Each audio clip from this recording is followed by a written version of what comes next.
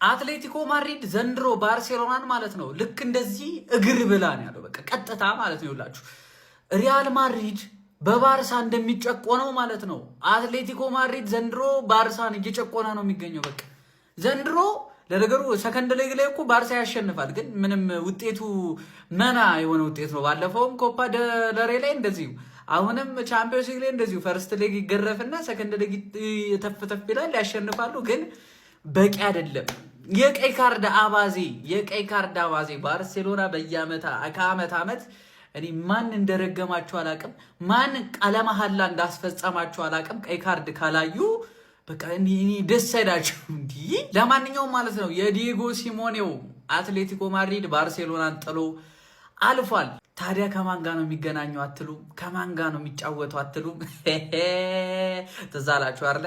ይሄ ተዘጋጁ። ባርሳ እበቀልልሻለሁ፣ እኔ የምበቀልልሽ። በየአመቱ መታመን፣ በየአመቱ ማልቀስ፣ ቻምፒየንስ ሊግ የሚባል ቱርናመንት፣ ኧረ በክርስቶስ፣ ኧረ ባርሳ፣ ኧረ ባርሳ፣ ኧረ ባርሳ። ምን አይነት የሚያስጠላ ቱርናመንት እንደሆነ አንዳንዴ አላቅም።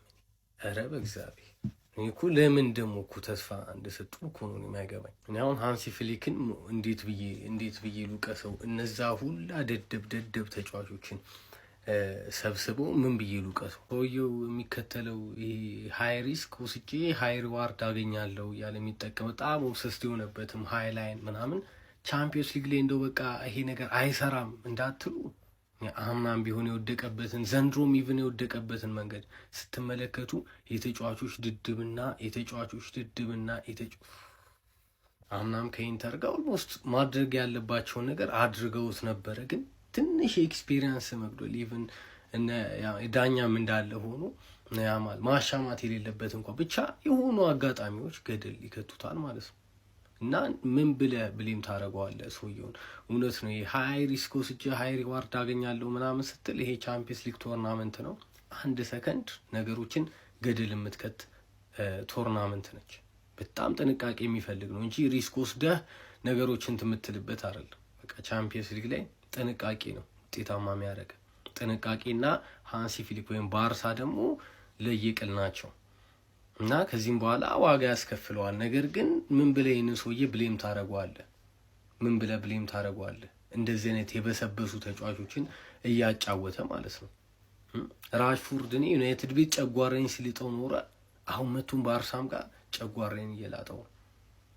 ጥቂት ተጫዋቾች ናቸው ምርጥ ባርሴሎና ውስጥ ማለት ነው። ቡድኑ እንደ ቡድን አብረው ያደጉ ናቸው። የላሜሲያ ልጆች ናቸው። የተነገራቸውን ነገር የመተግበር ችግር የላቸውም። ከዛ ባለፈ ግን በጣም በቃ የማይረቡ ተጫዋቾች ናቸው። በጣም አብዛኞቹ ማንን ጠቅሼ ማን እንደምተው አላውቅም። ድፍን 11 ዓመታት ባርሳ ቻምፒየንስ ሊግ ከበላ ማለት ነው። ድፍን 11 ዓመታት ቅርብ ጊዜ ነው የሚመስለው። ኤምኤስኤን ትሪዮ ማለት ነው። ሜሲ፣ ኔይማር፣ ሱዋሬዝ ቻምፒየንስ ሊግ ጁቬን አሸንፎ ሲያሳኩ ላይክ እኔ እንደ ትላንትና ነው ትዝ የሚለኝ። 11 ዓመት ሆነው አሁን ድፍን 11 ዓመት ባርሳ ቻምፒየንስ ሊግ ላይ በየአመቱ ቁስል፣ በየአመቱ በቃ ህመም። ኧረ በኢየሱስ በጣም ሃይ ሪስክ ወስዶ ነበር ሲጫወት የነበረው። እንደዛም ሆኖ ግን ሁለተኛ ጎል አስቆጠረ። ስንት የሚያስቆጩ ቻንሶች። አራው ቴስታ እንደዚህ ይገጫል። በክርስቶስ ቴስታ ከሰው ጋር ነው እንደምትደባደበው እንደዚህ የምትገጨው። ኧረ በእግዚአብሔር ስንት ቻንስ ነው የተገኘው ባለቀ ሰዓት። በጣም ተቃጥያለሁ። በጣም ማለት ቅጥልን ያረከኝ ኩንዴ የተባለ እከካም ሲጀመር ባርሳና ቀይ ካርድ በቃ ምርጥ አስፈላጊ ወሳኝ ጨዋታ ውስጥ ቀይ ካርድ አይጠፋም። ባርሳ ቤት እከክ የሆነ ነገር አለ። ምን እንዳለ አላውቅም። እከክ የሆነ ነገር ነው። ያማል ምን ያርግ? ለአምስት ይዙታል። ለአምስት እየመጣ አይችል ጨዋታ የማይችል ሰውዬ ሲሞን የተባለ እድሜ ልኩን ዋንጫ ያሳካም። እድሜ ልኩን ማለት ነው። የፈሪ የሽንታም ጨዋታ ማለት ሀራምቦ ስለሚጫወት እድሜ ልኩን ስለሚጫወት መቼም አያሳካም። ለ7-5 አንድ ሰው እየደበደቡ ጎል ውስጥ ገብቶ መቀመጥ እኮ ነው የቀራቸው። ባርሳ ደግሞ መከላከል ላይ ችግር አለበት። ያንን ተጠቀሙ። ካውንተር እነ ግሪዝማን እየሮጡ ማለት ነው። ኢካካም ማለት እድሜ ልካቸውን አትሌቲኮ ማድሪድ ማለት እድሜ ልካቸውን ምንም ነገር ዋንጫ አይበሉ ደደቦች ማለት ደደብ። ምን አይነት ሰከንድ አፍ ነው? ምን አይነት ሰከንድ አፍ ነው የተጫወቱት? ጨዋታውን በጀመራችሁበት መንገድ እንዴት ሰከንድ አፍ 2-1 ነው እኮ አንድ ጎል እንደሚያስፈልጋችሁ ምን አይነት እኔ ለምንድን ነው ፈርናንዶ ቶሬዝን ቀይሮ ራሱ ያስወጣው? ልጁ በጨዋታው አሲስታር ጎል አስቆጥሮ 3ኛ ጎል አስቆጥሮ ተሽሮበት ሙድ ላይ ያለ እንዴት አንሲ ፊል እኔ ማይሆን ስህተት ነው የሰራው። ማይሆን ስህተት ላንዶቭስኪ ምን ሊያደርግልን ነው? የተነቃቃ ሊስታው እንደተለመደው ከአውሮፓ ሻምፒየንስ ሊግ መድረክ ተሰናብተናል። ኩለርስ ኤኒዌይስ ላይክ ብዙ ተስፋ መጀመሪያ መስጠት አልፈለግኩኝም። በተለይ ከመጀመሪያው ዙር በኋላ ኦልሞስት ተስፋ ቆርጬ ነበረ። በተለይ ሻምፒየንስ ሊግ ላይ ያለብን ከርስ ነው በጣም ነው የሚገርመኝ። ከአመት አመት የሚስተካከል አይነትም አይደለም። ለሻምፒየንስ ሊግ ብዬ ባርሴሎናን ደግፌ አላውቅም። ላይክ ግን ከአመት አመት በሻምፒየንስ ሊግ ላይክ ተስፋ እየቆረጥኩኝ ነው እየመጣሁ ያለሁት እና አምና ኢንተር ያለን ወደኋላ ስንመለስ አንዳንድ ጊዜ ተመሳሳይ የሆኑ ከርሶችም ሲከተሏችሁ sometimes በቃ ለእናንተ አልተባለም ማለት ነው ያ ነገር ሶ ላይክ በቃ መቶ ይሻላል ብዬ አስባለሁ። ከዚህ በኋላ ስለ ሻምፒየንስ ሊግ መጥቼ ኢቭን ኢፍ ቀድሜም ሳውራ የነበረው ለእናንተ ቢያንስ ለማድረስ ያለው እዚህ ጋር ስለ ባርሴሎና ለማውራት ነው እና እናንተን አክብሬ ነው እንጂ ዛትማች ሻምፒየንስ ሊግ ላይ የተለየ ተስፋ ጥዬ አልነበረም እና የተለመደው መንገድ በተለመደው ሁኔታ በሚያሳዝን ሁኔታ ጥሎናል። ትንሽ ተስፋ እየሰጣችሁ የሚወጋችሁ ነገር ደግሞ በጣም ነው የሚያሰለው። ኤኒዌይስ ቢሸነፍም ባይሸነፍም ይሄ ከለር በልባችን ላይ እስካለ ድረስ መደገፋችንን አናቆምም። ኤኒዌይስ ቪስካ ባርሳ፣ ቪስካ ካታሎኒያ። ሁላችሁም የባርሴሎና ደጋፊዎች ፎሎ እያደረጋችሁ ኮፒ ሊንክ እያደረጋችሁ ሪፖስት እያደረጋችሁ አሁንም ጉዟችንን እንቀጥላለን። ቢያንስ የላሊጋ ዋንጫን ይዘን የምናጠናቅቅ ይመስለኛል። ይመቻችሁ። ባርሳ ይሄ የቀይ ካርድ ሱሱ ማለት ነው። የቀይ ካርድ ልክ እንደዚህ እንዲህ ከሱስ በላይ ነው የሆነበት ነው ማለት ገና እንጦሮጦስ ይከቷል። እንጦሮጦስ አንተ ተመልከቱ። በቀይ ይኸውልህ እዚህ ወጥቶበታል፣ እዚህ ጫወታ ወጥቷል፣ በዚህ ወጥቷል። ይሄው ብዛቱ ማለት ነው። ይሄ ሃይላይን መጫወት እንደዚህ ሪስክ ካለው ወይ ጎል እንዲገባባቸው መፍቀድ ነው ወይ ደግሞ ካልሆነ አላስፈላጊ ፋውል አለመስራት ነው። ወይኔ በእናት እንዴ እኔ እንዴት ጓጉቼ እንደነበር ፈርስታፉ ኳሱ እንዴት አባቱ እንደሚያመር እኮ ገብቷል። ዶሚኔት አድርገውታል። በጣም እየሞከሩ ነው። ብዙ ጎል ያስቆጥራሉ ብዬ እየጠበቅኩኝ ነው። አልሆነም። ያማል ግን ይችላል። ያማል የምሬን ነው የምላችሁ ይችላል። እንዳወራሩ ግን በጣም በከባዱ ጠብቄው ነበረ። ኖርምዬ ነው ግን ከባርሳ ጋር የመገናኘት የዘመናት ምኞቴን ገደልን የከተተው ይሄ የቀይ ካርድ ሱስሽ ባርሳ አፈራባሽ ባርሳ ወይኔ ባርሴሎና በአትሌቲኮ ማድሪድ ናካውት ተደረገች። ማን 2-1 ብታሸንፍም በእለቱ 2-0 ነበር ያለፈው ጨዋታ ተደገመ። ዛሬ ደግሞ ኤሪክ ጋርሲያ ቀይ። ማን እንደ ባርሳ አሳዛኝ ተሸናፊ አክቹሊ እንደ ባርሳ እንደ ለሚን የማል አሳዛኝ ተሸናፊ የለም። ማን አንቺ እንዳወራሽው ተጫውተሻል። ያወራሽው መተሽ ለመተግበር ሞክረሻል። አንቺ ምንም እንዳታዝኝ አባቴ። ሃንሲ ፍሊክ ነው ማዘን ያለበት እንዴ እመኔ ነው ምንም አና እንዴት ቀይ እንደምታገኙ ልንገራ። ሃይላይን አለ። አንደኛው ተጫዋች ሃይላይናችሁን ቢት ያደርገዋል። ሊያገባው ሲል ተከላካዩ እንዳይገባ ሲል ፋውል ይሰራል። ክሊር ኤንድ ኦብቪየስ ጎል ስኮሪንግ ኦፖርቹኒቲ ቀይማ። ይሄ ከርስ ነው። ምክንያቱም የአራር ሆልም ሲጨመር ከርስ ነው። በቃ ቻምፒየንስ ሊግ ኳርተር ፋይናል፣ ሰሚ ፋይናል ቀይ ካርድ ባርሴሎና ግድ ነው። ሬድ ኤፍሲ ሆነሻል አንቺ። ለምን ማሊያሽ ላይ ያለውን ሰማያዊ ላሽ ብለሽ ቀይ ብቻ አትለብሽም? እንደኛ ማንዬ ተረዳሽኝ አይደል? አረ እኔ በሳምንት 2 የመጫወት እኮ መረረኝ። እንጋጠም ምናምን ብለሽ ዝተሽብኛል። ደካማው ማድሪድ አስወጣሽ። ካፕ ቶርናመንት ከሆነ አትሌቲኮ ማድሪድ ናችሁ ማለት ለ3 ነጥብ ሲሆን ብቻ ነው የምትችይው። ከባሻ ከኮፓ ዴል ከቻምፒየንስ ሊግም ቅቅ ሲያደርግሽ ከባድ ነው ማለት በቃ ከባድ። ግን ተፋልመዋል። የተፋለመው ለምን ሁሉንም ሞቅሞ ዛሬ ፔድሪ ራሱ እንደሌላ ጊዜ አልነበር። አሳዛኝ ተሸናፊ ነሽ። ጭራሽ ማለት ነው። ጭራሽ ማለፍ ያልነበረበት ቲም ያለፈው አትሌቲኮ። እግዚአብሔርን አንተ ባርሳኔ በቃ የቻሉትን አድርገዋል። አሁን ማንም ጀጅ ማድረግ አይቻልም። የቻሉትን በሙሉ አድርገዋል። ያማል ብቻውን በቃ የሆነ ምን አይነት ምታጠኛ ተጫዋች ግን በቃ አንዳንዴ እግር ኳስ እግዚአብሔርን ሲስቱት እንደዚህ አንተ ለሜሲ የተፈቀደ ነገር ብቻ እኮ ነበር እንዲህ ያዞረ ይሰጣችኋል። እኔ ወይኔ እግዚአብሔርን ጭራሽ አሁን አርሰናልን ያስጥሏል። አሁን በአርሰናል ከወደቀ ይሄን ይብላ አትሌቲኮ እግዚአብሔርን። ባርሳ ቢያንስ ሄዱ አርሰናል የማስጣል ቻንስ በጣም ሰፊ ነበር። አረ በስመ አብ ያማል ስንቴ ነው መነግር? ስንት ጊዜ ነው መነግር? አንተ ሮናልዶ አይደለም። ስቶሪ ላይ ምናምን እዛ መግለጫ ላይ ኦራፋርም እያደረክ ምናምን አትግባ። ማንም አይደለም። ማንም ሰው ሮናልዶ መሆን አይችልም። ምናምን በል ምንም አታመጣም። ሙሉ ቀን ስታጥፍ ትውላለህ። ምንም አንድ አገባ ባርሴሎና አይችልም። አትችሉም። በቃ መከላከል አትችሉም። ማን ደርሶ መልስ ቀይ ይወጣባችኋል። ሁለት ተጫዋች በሜዳችሁም ከሜዳችሁም ውጪ እንዴት በቃ አንተ አትችሉም። ማን አትችሉም። እንኳን ያለፈ አትሌቲኮ ማድሪድ ይችላል። ሃራምቦል ነግሬው ነበረ። ሰከንድ ሃፍ ላይ ሌቭል 8 ሃራምቦል ተጫወተባችሁ። ሌቭል 10 ቢሆን ኖሮ ጭራሽ ሁለታቻ ወይ ምናምን 3-2 ተሸንፋችሁ ነበር የምትወጡት። ያማል ሰው የሚነግረን ስማ። አይኖ በጣም የሚገርም ችሎታ ያለ ተጫዋች ነው፣ ግን ሮናልዶ አይደለም። ከጨዋታ በፊት ዝም ብለህ አትለፍልፍ። ማንም ሰው ሮናልዶ መሆን አይችልም እንዴ። በቃ ዝም በል እንዴ። ዝም ብለህ ትጮት እኮ አንተ ዝም በል እንዴ።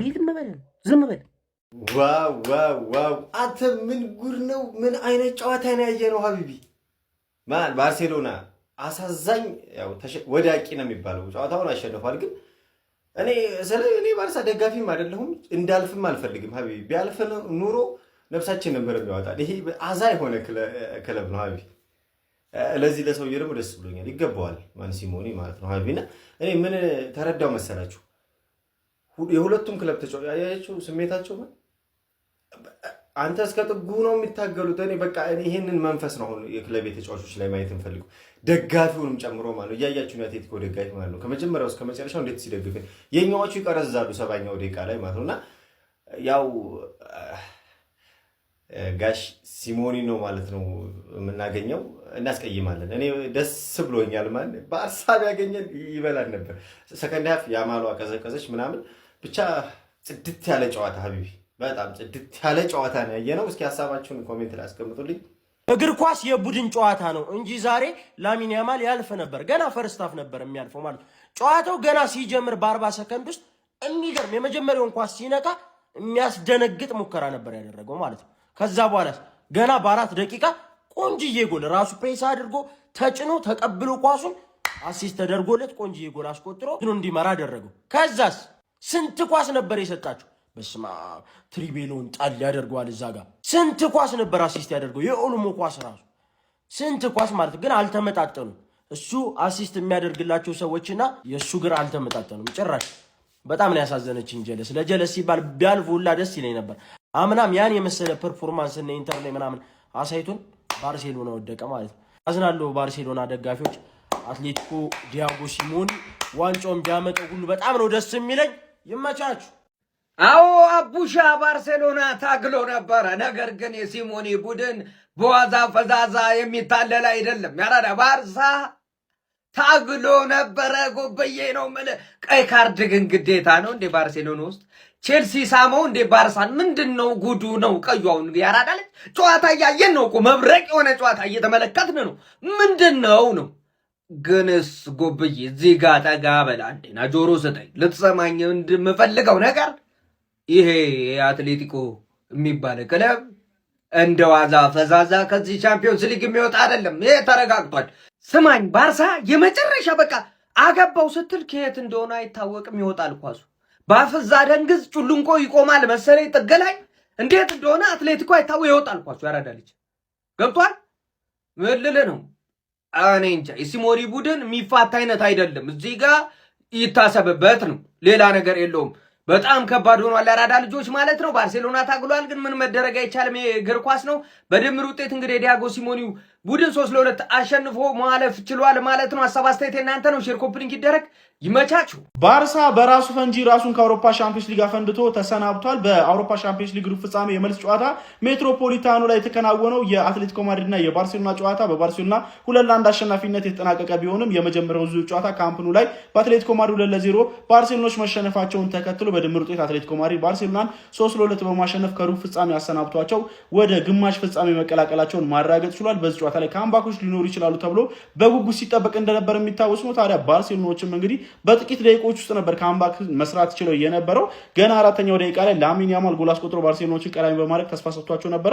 ከዛ በኋላ 4ኛው ደቂቃ ላይ ፈራን ቶሬዝ ሌላ ጎል አስቆጥሮ ካምባክ አጠናቀው 2-2 በድምር ውጤት ጨዋታው ሆኖ ነበረ። ነገር ግን በአንድ የካውንተር አታክ አጋጣሚ የባርሴሎናን ሃይላይን በመጠቀም አትሌቲኮ ማድሪዶች ባዴሞላ ሉክማን አማካኝነት ከሎሬንቴ የተሻገረለትን ኳስ በግሩም ሁኔታ 31ኛው ደቂቃ ላይ አስቆጥሮ ጨዋታው 2-1 መጥቶ በድምር ውጤት በአትሌቲኮ ማድሪድ 3-2 መሪነት ሲቀጥል ነበረ ማለት ነው። ታዲያ በዚህ ጨዋታ ላይ ባርሴሎናዎች የተቻላቸውን አቅም ቢጥሩም ነገር ግን አትሌቲኮ ማድሪዶች በመከላከሉ ረገድ አይቀመስ የነበሩ ግብ ጠባቂያቸው ሙሶ ደግሞ ግራሚ ሆኑ ኳሶችን ነበረ ሲያመክንባቸው የነበረው። ከዛ በተጨማሪም እንግዲህ የካውንተር አጋጣሚዎችን ለመጠቀም ሲሞክሩ ተመልክተናቸው ነበረ። ታዲያ በዚህም እንግዲህ የመጨረሻ ሰው ላይ 80ኛው ደቂቃ ላይ ጋርሻ ጥፋት በመስራቱ ምክንያት በቀይ ካርድ ከሜዳ ተሰናብቷል።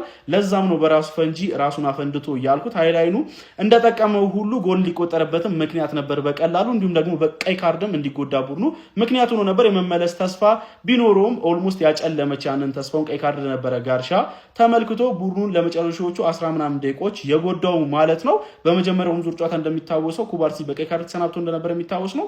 ለማንኛውም የነ ላሚን ያማል ምናምን ፐርፎርማንስ ግን በጣም የሚያሳዝን ነው። ባርሴሎና ከውድድር ውጭ ይሆናል። ስለዚህ ጨዋታ ምትላላችሁ ሀሳባችሁን አጋሩኝ። የፕላስ ምልክቱ መጫን አድርጉ።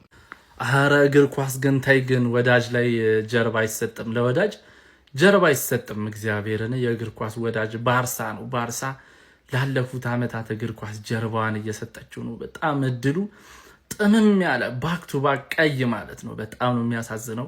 ሃንሲ ፍሊክ በጣም ነው የሚያሳዝነው። እኔ ሃንሲ ፍሊክ በጣም በቃ እኔ እግዚአብሔርን በጣም ከአቅሜ በላይ ነው ማለት ኤሪክ ጋርሺያ፣ ፌራን ቶሬዝ፣ ጄራርዶ ማርቲን ማለት የባርሳ ደጋፊ አይናቸውን ሊያያቸውም የማይፈልጋቸው በጣም የወረዱ ተጫዋቾችን ከየት አምጥቶ ምን አይነት ቲም ሰርቶ እንዳሳየን ስታዩ በጣም ሊደነቅ ይገባል። ባርሳ ቤት ለመጫወት የሆነ አይነት ዲኤንኤ የባርሳ ዲኤንኤ ያስፈልጋል። ራሽፎርድ ደግሞ ዲኤንኤው ያህያ ነው። እንኳን ባርሳ ቤት የትኛውን ቤት ላየው ራሱ አልፈልግም። በጣም ልክ ያልሆነ ተጫዋች ነው።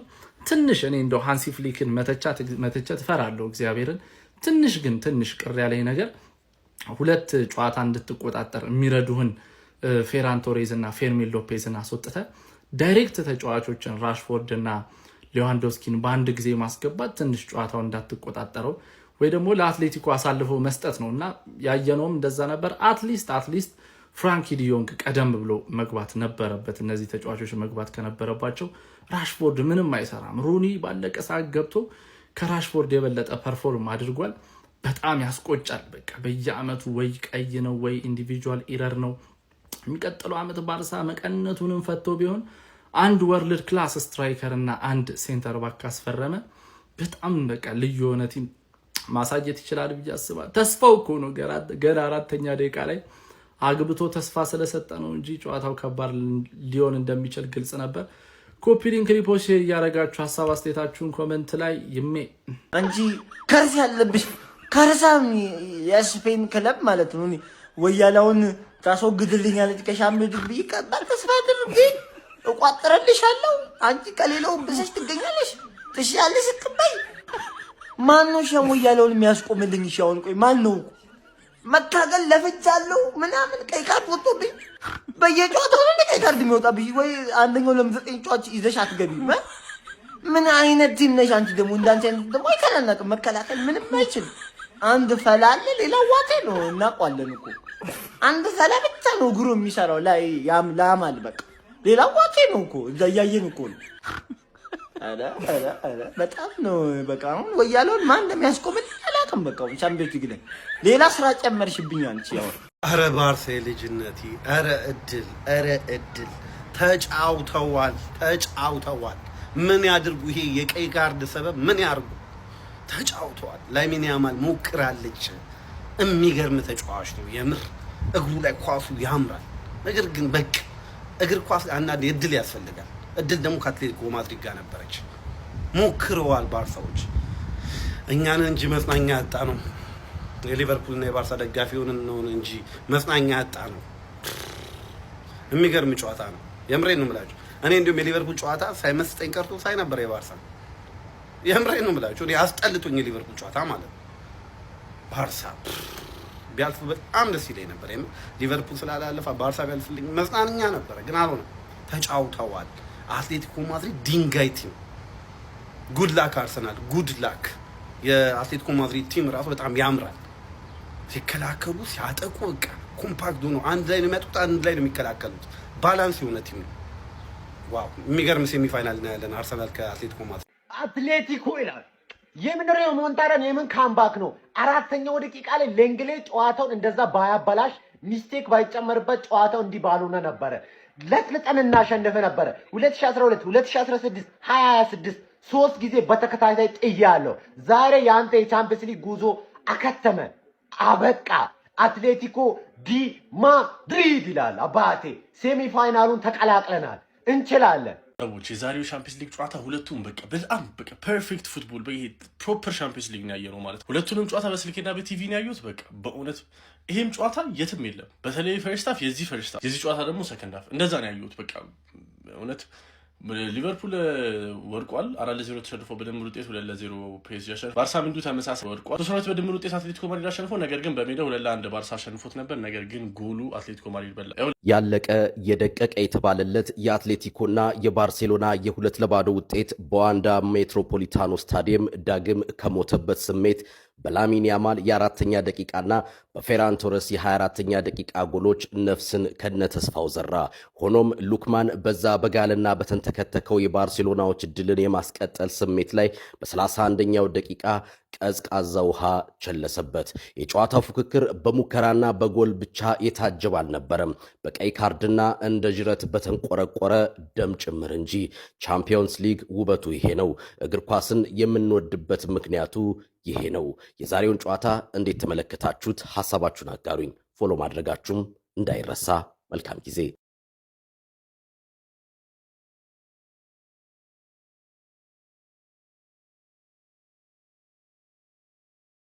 ቢስሚላ ፋሚሊ ምን አይነት ጨዋታ ነው ያየነው? ገራሚ ጨዋታ፣ ሁሉ ነገር የነበረው ጨዋታ እንዴት ደስ እንዳለኝ። ኧረ ቢስሚላ። እንደምታውቁት የሚስቴ ባላባት የአትሌቲኮ ማድሪድ ደጋፊ ነው እና በሳቸው ምክንያት እንደ ሁለተኛ ክለቤ ነው የማየው። ከ1968 ጀምሮ በሳቸው ምክንያት እንደ ሁለተኛ ክለቤ ነው የማየው እና በጣም ነው ዛሬ ደስ ያለኝ። ለሳቸውም ራሱ ኮንግራ የቴክስት ልኬላቸዋለሁኝ። እውነት በጣም የሚገርም ነው። አሳዛኝ ተሸናፊ ነው የስፔኑ ክለብ። እንደ እግር ኳስ በጣም ነው በቃ ጀግና ናቸው። የክብር ሽንፈት ላይ የተሸነፉት ሁሉን ነገር አድርገዋል። ቀይ ደግሞ ዛሬ ዋጋ አስከፍላቸው። ቀዩ ዋጋ አስከፍላቸው። ይሄ እንትን ነው እኮ ሃይላይ ነው እኮ ነው የሃንስ ፍሊክ አጫዋት እኮ ነው። የሚገርማቸው ነገር በሩጫ ሲቀደሙ ጠጋ ብለው ስለሆነ የሚጫወቱት ከዛ ሃይላይን ሃይሎ ጋር አድርጓቸው ሃይሎ ጋር። ምክንያቱም በሩጫ ይበለጣሉ፣ ከዛ ፋውል ይሰራሉ። ከአቅማቸው በላይ ነው የሚሆነው። እንደ ሰዎቹ ቢጫወትስ እንደ አቅሙ ለምን አይጫወትም ነው አንዳንዴ በጣም የሚገርመኝ። ስኳዱን ለምን አያው? በጣም ኳሊቲ ይፈልጋል። በጣም ምርጥ ተጫዋቾችን ይጠይቃል። ቡድኑ ኢንቨስት አያደርግም። ስለዚህ እንደ አቅሙ ነው መጫወት ያለበት። ሎካል የሆነ ቡድን እዛው በቃ ላሊጋ ውስጥ ምናምን ብቻ እንደዚህ ይሄን ስኳድ ይዘ ያማል። በእርግጥ እንደባለፈው አይደለም፣ ግን መጀመሪያ በቃ ያቺ ጎል ባትቆጠር ያ ጎል ሲሆን እኔ በጣም ነው የሚያናዱ የገባባቸው ጎል። ግን እኔ እንደነሱ ከመጥላት የተነሳ በጣም ነው ደስ ያለኝ። ለዛ ለእናንተ ደጋፊው ለተጫዋቹ በጣም የሚያሳዝን ነው። እነሱን የጠላ ኳስ የጠላ መቼም ወደድኩ እንዳትል ምናምን አልሰማም። በጣም ነው ደስ ያለኝ። ለማንኛውም የኛው አትሌቲኮ ማድሪድ አሸንፏል። ኮንግራ በሉ። እንግዲህ የተሰማችሁን ኮመንት ላይ አስቀምጡ። ቪዲዮን ደግሞ ኮፒ ሊንክ፣ ሪፖስት፣ ላይክ ማድረግ እንዳይረሳ። ቴንክ ዩ። አራሆ በመጨረሻው ደቂቃ የባርሴሎናን ልብ የሰበረች የመጨረሻ እድል ያባከነበት ሁኔታ በርካቶችን አስደንግጧል። በርካቶችንም ማመን አቅቷቸዋል። ላሚን ያማል በተለይም በመጀመሪያ አጋማሽ ድንቅ ሆኖ ባመሸበት ባርሴሎና በድጋሚ ቀይ ካርድ ዋጋ ባስከፈለበት ጨዋታ ወደ ዋንዳ ሜትሮፖሊታኖ ስቴዲየም ተጉዞ 2-1 ቢያሸንፍም ነገር ግን በድምር ውጤት 3-2 ተሸንፎ ከቻምፒዮንስ ሊግ ውድድር ውጭ ሆኗል። በዚህ ጨዋታ ላይ ላሚን ያማል በተለይም ባርሴሎና እንደ ቡድን ድንቅ የሚባል አጀማመር ነበር የጀመሩት። 2-0 ጨዋታውን አቻ አድርገው በድምር ውጤት 2-2 መሆን ችሎ ነበር። 2 ጎሎችን አስቆጥረው ነገር ግን የኋላ ኋላ አትሌቲኮ ማድሪዶች በሉክማን አማካኝነት 1 ጎል አስቆጥረው 3-2 በድምር ውጤት መምራት ጀምረው ባርሴሎናዎች መልሰው ጨዋታውን በእጃቸው ለማስገባት የቻሉትን አድርገው ነበር። ፌራን ቶሬዝም 55ኛው ደቂቃ ላይ ጎል አስቆጥሮ ነገር ግን ኦፍሳይድ ተብሎ ተሻረ። ብዙ ሞክረዋል፣ ሆኖም አልተሳካም። ሜትሮፖሊታኖ ላይ በቀላሉ እጅ አንሰጥም ያሉት አትሌቲኮ ማድሪዶችም ወደ ግማሽ ፍጻሜው ማለፋቸውን አረጋግጧል። ለማንኛውም ስለ ባርሴሎና ስንብት እንደዚሁም ስለ አትሌቲኮ ማድሪድ ወደ ግማሽ ፍጻሜ መብቃት ምን ትላላችሁ? ሐሳባችሁን ኮሜንት ሴክሽን ላይ አጋሩ። ሜዳ ስፖርትን ፎሎ ማድረግ እንዳትረሱ። ሲጀመር የአባቱ ስም ማድሪድ ሆኖ ወንድ ያልሆነ ቡድን እኔ አላውቅም። የምታውቁት ካለ እስኪ ኮሜንት ሴክሽን ላይ እንድትጽፉልኝ ይፈልጋሉ። አንተ የላሊጋ ሊግ ታይትል ኮምፒቲሽን ላይ ሪያል ማድሪድ አሸነፍኩ ብለህ ተደሳሰት። አትሌቲኮ እየመጣ ማለት ቂጥቂጥህን ኮፓ ዴላሬ አስወጣ። አሁን ደግሞ ቻምፒየንስ ሊግ ኳርተር ፋይናል አስወጣ ማለት ስለሚችል እንዳለ ተከላካዮቻችሁ ህፃናት ናችሁ ማለት ቀይ በወጣ ሆነስትሊ እኔ ካምባክ የምታደርጉ አልመሰለኝ። በቃ የመጀመሪያዎቹን 20 እና 25 ደቂቃዎች ምናምን ካምባክ የምታደርጉ መስሎኝ ነበር። ከዛ በኋላ ግን በፍጹም ካምባክ እንደምታደርጉ ምንም አይነት የሆነ ስቴትመንት አላሳያችሁም ብዬ ነው ማስበው። ፕላስ ደግሞ አትሌቲኮ ይችላል ማለት እኔ በሁለት አይነት ወይ ነው ደስ ያለኝ። የመጀመሪያው ባርሳ በመውደቁ ኦፍ ኮርስ እኔ ሊከፋኝ ይገባ ማድሪድስታ ነኝ። ሲቀጥል ደግሞ ማለት ነው አርሰናል ከባርሴሎና በተሻለ መንገድ አትሌቲኮን ቢያገኝ የተሻለ ጩኸት ይጫወታል ብዬ አስባለሁ። እኔ ፐርሰናሊ ማለት አሁን ባርሳ ቢያልፍ ይሻልና እንደዛ እንደሚሉ ሰዎች አይደሉም። ምክንያቱም ቡድናችን ያለበትን ሌብል አውቃለሁ። ፕላስ ደግሞ ከአጨዋወት ስታይሉ ጋር የሆነ ከኛ ካልቸር ጋር ነው ከኛ አጨዋወት ስታይል ጋር ማለት አትሌቲኮ ይሻለናል ብዬ ነው ማስበው። ያው እኛ ማለፋችን ስለማይቀር ያው የእናንተን ሀሳብ አላውቅም፣ ግን ባርሳ በመውደቁ በጣም ደስተኛ ነኝ። ነገ ማድሪድ በሙኒክ ቢወድቅ አይታወቅም እኮ ማድሪድ አሁን ዴኒው ራሱ ካምባክ የማድረግ ይሆናል አይደል? ማድሪድ መሆን አለበት አባታችሁ ማለት ነው ካምባክ ለማድረግ ራሱ ባያረግም ግን ችግር የለውም። ባርሳ እንኳን ወደቀ ትላለ እንዳልኳችሁ በሁለት ወይ ነው ደስ ያለኝ። አንደኛ ከአርሰናል ጋር ስለማይገናኝ ፕላስ ደግሞ በቃ ባርሳ ሲወድቅ ያስደስተኛል።